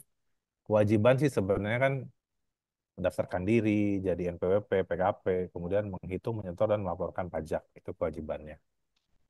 Kemudian haknya banyak sih, ada sekitar 36 di Undang-Undang KUP. Nah, yang tadi saya bahas, misalkan hak keberatan, banding, gugatan, pasal 36, itu bagian dari haknya wajib pajak yang bisa digunakan oleh wajib pajak. Kemudian fasilitas perpajakan yang terjadi untuk investor agar kami dapat terhindar dari sengketa pajak. Oh, kalau sengketa sih, kalau dihindari, ya ketika kita dapat SKP setuju bayar, nah, itu terhindar dari sengketa pajak. Tapi kalau nggak setuju ya mau nggak mau harus dihadapin kan ketika koreksinya itu tidak benar. Gitu. Kemudian fasilitas perpajakan ya. Teman-teman, kita juga waktu itu kan mendampingi permohonan pembebasan bea masuk misalkan di Hyundai Motor Manufaktur Indonesia. Ketika baru bikin perusahaan dengan nilai investasi tertentu, di pemerintah itu memberikan pembebasan bea masuk atas seluruh barang mesin yang akan diimpor dari luar negeri. Itu bebas bea masuk. Kalau dari negara Korea, mungkin tarif bea masuknya bisa 10-20%. Kemudian fasilitas berikutnya adalah SKB, Surat Keterangan Bebas PPN. Nah, itu bisa diajukan berbarengan dengan master lease. Master lease kan berlaku 2 tahun untuk impor mesin. Nanti otomatis SKB PPN-nya atas impor mesin pun itu bebas. Nah, bebas berarti hemat 11% atau 12%, tadi tambah 20%. Kemudian fasilitas berikutnya adalah SKB PPh 22 impor. Kalau bikin laporan keuangan kan namanya baru berdiri pasti rugi. Nah, itu dilampirkan dalam permohonan pembebasan PPh 22 impor. Ada lagi fasilitas tax holiday ketika perusahaan atau investor tersebut menanamkan modalnya di Indonesia dengan nilai tertentu, misalkan contoh berapa ya, 10T misalkan, itu bisa bebas pajak 6 tahun walaupun untung misalkan. Nah, itu namanya tax holiday. Kemudian ada juga tax allowance. Tax allowance itu ya ketika kita ada keuntungan perusahaan dalam 1 tahun, kemudian kita dapat tax allowance berlaku 6 tahun, itu ada pengurang 5% dari pajak yang seharusnya berutang. Jadi banyak fasilitas yang bisa didapatkan untuk investor dengan nilai-nilai tertentu dan dibahas di buku pertamanya kita. Begitu, Mbak Angel. Kalau Mbak Oke, thank Debbie ada yang you. mau ditambahkan, silakan. Dari Mbak Debbie ada tambahan? Hmm, kayaknya udah cukup dari Pak Icrah udah memaparkan. Siap-siap. Oke. Kita ke next question dari Pak Edi. Pak Edi bertanya, mohon info sehubungan dengan pembayaran pengurusan BBN unit baru. Antara notis bayar dan jumlah yang dibayar pasti beda. Bagaimana solusinya? Dan terhadap selisih BBN itu, apakah terutang PPN? Nah, itu Silakan Mas kasusnya Iza. Bu Debbie deh kayaknya deh. Bu Debbie, ini kasusnya Bu Debbie ya kalau nggak salah ya, yang tadi ya. Mungkin Bu Debbie Kalau nih. ini bukan selisih, Pak. Hah? Eh, bukan selisih. Uang Hmm. bayar BBN itu yang dianggap sebagai penghasilan. Kalau Hmm. itu selisihnya ya, karena sisinya kan nggak dibalikin. Terus Hmm. tahu saya itu biasanya kalau di kita yang jual itu biasa udah ada standar harga tuh. Hmm. Standar Hmm. harga misal harga jual 100 juta, urus Hmm. suratnya misalkan 30 berapa juta gitu kan. Misalkan itu udah include kan. Ternyata eh, Realisasinya gitu kan. aktualisasinya ya lebih lebih kecil kan. Nah, Nah, sisanya itu kemana ya? ya kita sih jurnal kependapatan lain ya. Jurnal kependapatan lain-lain ya mau nggak mau kenain PPN ya karena sisi dari harga kan. Karena kita tahu pungut dari si penjual pembeli gitu. Oh, Itu sih Pak. dan itu lazim terjadi ya, Bu ya? Lazim terjadi. Lazim Pak karena kan Kenapa nggak dikembaliin eh ke konsumen, Bu? Itu kan duit enggak konsumen. karena gini Pak, Hmm. kalau di lapangan itu beda-beda. Kalau saya pernah nanya ke orang lapangan ya, Hmm. Hmm. misalkan biaya esek-esek nomor rangkanya lah, Esek-esek. terus ya mutasi segala macam-macam ya Pak ya gitu. Biaya Belum gesek misalkan ya. mereka ternyata pas ngurus pajaknya kena tarif progresif kayak gitu. Oh. Ya itu biasa diincas lagi tuh yang kayak gitunya gitu. Kalau yang itu. Tapi ada juga kita tuh dibalikin lagi ke nggak ke ini nggak ke Customer. eh, customer tapi Tapi dibagi ke ya biro kayak jasa. komisi lah. Ya Biro jasa kayak ya. gitu sih Pak. Mm-mm. Berarti kalau Itu sih. dikembaliin lagi nggak dicatat sebagai other income ya. Mungkin sebagai udah jadi cocok lah, jadi cocok angka BBN yang keluar sama realisasi cocok ya, gitu ya. Ya, biasa digituin sih, Pak. Iyalah, berarti kan Karena Ibu kan harus plus nanggung minus ya. Di harus sini nanggung. plus, di sana minus gitu kan. Bisa kayak mengcounter gitu lah. Iya, iya, betul. Kadang kan range-nya itu. Kita biasa kayak gitu sih. Ada standar ya on the root of the root berapa gitu. Makanya pas lagi COVID itu beberapa dealer menjual dengan harga off the road, Bu. Hmm, Jadi kita ngurus sendiri tuh yang biasa biro jasanya. Misalkan contoh Expander 2020 kan COVID tuh mm-mm, harganya 200 280 juta, tapi dengan off the road hanya 219 juta. Selisihnya kan sampai 80-an tuh, Bu. Tapi Mhm. ternyata kita bayar total 29 juta untuk BBN dan lain-lain. Sehingga dapat diskon atau sekitar 40 jutaan gitu dengan beli off the road gitu. Dan dari selisih 80 ya 30-nya ke pajak gitu, 50-nya itu berarti sebagai diskon karena COVID ya. Ada Mhm. beberapa dealer yang jual off the road. Oke. Karena kalau di Perisa biasa tuh yang selisihnya itu kita akuin kemana dulu nih. Kalau akun pendapatan lain kan ditanya ini selisih apa gitu kan. Iya, iya, Kalau betul. ditanya ini objek PPN atau enggak, jelasnya itu dapat uang lebih kan dari harga jual kan. Iya, harusnya sih bukan ya, Bu ya. Kalau uang itu bukan objek PPN ya. Kelebihan uang. Kan uang lebih Pak, selisih lebihnya itu. Itu dispute itu beberapa saya lihat tuh. Ada yang menerima, ada yang mengatakan sampai banding, ada yang bilang menang ya, bang itu objek, ada yang bukan juga gitu. Oke. Jadi ini putusan beda-beda kalau Iya, saya iya. perhatikan waktu itu. Balik lagi nanti ke definisi penyerahan, itu penyerahan barang, BKP atau JKP ya. Masuk apa Iya, enggak? yang Atau jelas itu, kan pada saat kita jual itu udah termasuk harga jual kan. ya, iya, betul, betul. Oke, menarik, Bu. Pak Angel, silahkan. Ada lagi yang nanya? Halo, tes tes. Satu lagi. Pertanyaan satu lagi tapi banyak Pak. Ada poinnya. Dari Pak Salomo, berikut Pak Salomo bilang, skema transfer pricing yang dilakukan oleh entitas multinasional di dalam grupnya pada akhirnya menimbulkan persengketaan antara lain. Benar ya. Pertama, pembayaran yang tidak wajar atas pembayaran sehubungan dengan penggunaan aktiva tidak berwujud. Kedua, pembayaran yang tidak wajar sehubungan dengan pembayaran bunga. Ketiga, pembayaran yang tidak wajar sehubungan dengan penggunaan jasa intragroup. Keempat, pembayaran yang tidak wajar atas harga pembelian atau harga penjualan. Nah, bagaimana nih cara menghadapi sengketa ini nih, Pak? Kami persilakan, Pak Iza. Ya, kalau menghadapi sengketa ini kan transaksi hubungan istimewa ya pastinya eh, Mas Solomon ya, Mas Solomon itu ya menyiapkan TP-Doc dengan sebaik-baiknya gitu. Database pembandingnya pun sebisa mungkin akurat lah sesuai dengan karakter bisnisnya Mas Solomon gitu. Ya namanya ilmu TP-Doc itu kan ilmu yang nggak pasti ya, karena ya belum tentu barang yang kita jual tuh benar-benar sama itu dengan database pembanding. Yang penting kan walaupun nggak sama itu yang penting sebanding ya atau mirip lah begitu. Sehingga dengan TP-Doc yang sudah akurat gitu ya, sudah sesuai dengan data pembanding sih, itu ya. Dan memang TP-Doc hal yang ilmu yang tidak pasti gitu, karena itu kan dia pembandingnya adalah rentang antara rentang bawah sampai rentang maksimal, terus tengah-tengahnya itu kita berada di tengah-tengah itu. Terus sepanjang masih dalam rentang dan data pembandingnya bagus, ya itu harusnya diterima, baik pembayaran-pembayaran terkait dengan apa tadi bunga atau mungkin penggunaan fixed aset atau mungkin tadi jasa intragroup. Ya paling kalau misalkan terlalu besar kan pembayarannya diindikasi ada dividen terselubung, biasanya ujung-ujungnya begitu.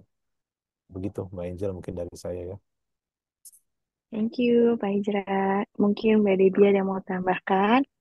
Iya, mungkin kalau saya tambahkan ya, kalau kewajaran itu kan emang sering dispute ya, multi tafsir. Wajar menurut kita belum tentu wajar menurut Fiskus kan. Dan Setuju. banyak pertimbangan nilai kewajaran itu seperti apa. Misalkan pembayarannya, jatuh temponya, terus tanggung resikonya juga masih benar-benar dianalisa. Misalkan grup perusahaannya yang grup ini dia nanggung stoknya, rugi segala macam, barangnya segala macam dia nanggung. Terus eh, misalkan nanggung after sale-nya, nanggung ini itu kan harus terukur ya gitu. Nah, makanya kenapa ini wajarnya itu wajar yang bagaimana? Kita nanggung resiko ini loh Pak gitu. Kita nanggung resiko ini pada saat kita ya yang disampaikan Pak Ijra benar bahwa kita harus siapkan TV doken tapi benar-benar harus analisa nih resikonya kita tuh apa gitu kan yang masing-masing grup usaha ini apa resikonya. Menurut kita wajar. Wajarnya karena apa gitu. Seperti itu sih eh Mbak Angel. Oke, terima kasih Mbak Debbie. Luar biasa ya. Menarik memang kalau udah soal transfer pricing. Nggak akan ada habisnya gitu ya. Case by case juga, balik ke data dan sebagainya. Bapak Ibu luar biasa. Wah, ini tiba-tiba ada pertanyaan tambahan nih. Bentar ya, saya baru lihat. Ah, pertanyaan tambahannya adalah dari Pak Edi Susanto. Sehubungan dengan pembayaran pengurusan BBM unit baru antara notis bayar dengan jumlah yang dibayar pasti berbeda. Bagaimana solusinya? Oh, itu Sorry, udah udah ya? ya. Oh, Itu tapi ini udah ya? ada Mas Ada. Henry yang Bentar. apa? Coba bantu jawab, Mbak. Oh, Mas baik, Henry baik, baik. bilang Silakan, silakan. pandangan saya di, di split sync terkait BBN-nya. Jika menggunakan jasa perusahaan biro jasa, maka muncul isu PPN. Jika tanpa atau langsung urus sendiri oleh WP, maka tidak ada isu gitu. Cemiweo, cemiweo. Ya, terima kasih Mas Henry Thank apa you. insight-nya. Semoga bisa menjawab dari Pak Edi Santoso gitu. Baik. Terima kasih sudah dibantu. Tadi yang bantu jawab Pak siapa? Sorry. Pak Henry. Pak Henry ya. Oke. Baik. Oh iya, Mbak Sekarang Angel, iya, tadi udah dicatat ya yang nanya-nanya siapa gitu ya? udah, Nanti sudah, lupa ya. sudah, sudah. Sudah Oke, dicatat yang ngasih pertanyaan dan sepertinya nggak ada yang resen, malu-malu kayaknya. Zizra. iya, iya nggak apa-apa. Jadi ya udah, sepertinya pertanyaan yang buku gratisnya adalah dari Bapak Ibu yang sudah kasih pertanyaan pada pagi hari ini, yaitu pertama Pak Salomo yang super aktif, thank you Pak, yang akan menerima hadiah buku gratis dari Pak Ijra. Kemudian yang kedua Pak David, David Tex, kemudian Bu Sri Purwati, kemudian Pak Edi Susanto. Betul ya? Sementara itu yang saya catat sudah bertanya. Baiklah, mungkin nanti akan mendapatkan buku dari tim administrasinya dari timnya Pak Ijra ya yang akan info dan menginfokan ke Ya, mereka ya. nanti akan dijawab. Baik, luar biasa. Thank you banget sesi sharingnya, kerjasamanya. Thank you juga atas kesempatannya. Semoga sukses selalu ya Pak Ijra, baik bukunya, bisnisnya, konsultannya, dan sebagainya. Amin. Amin. Bu Dewi juga, thank you Ya, banget. sama-sama Juga Mbak Angel. sampai ketemu di acara IKPI Jaksel berikutnya. Sip. Baik, baiklah Tetap untuk gesit Bapak ya. Ibu. Ayo, ayo. Semoga akan ada yang berikut-berikutnya. Oke, Bapak Ibu semua, terima kasih Sip. banyak atas Ya, waktunya. Buat tim suksesnya juga, thank you semuanya. Dan juga terima kasih sudah jadi kepercayaan sebagai MC pada pagi hari ini. So, sampai ketemu lagi. Sehat selalu dan jangan lupa untuk bahagia. Angela R. Kusuma-Ningtyas signing out. See you. Ya, makasih. terima Izin kasih. Lip. Ya, terima kasih Gini. semuanya.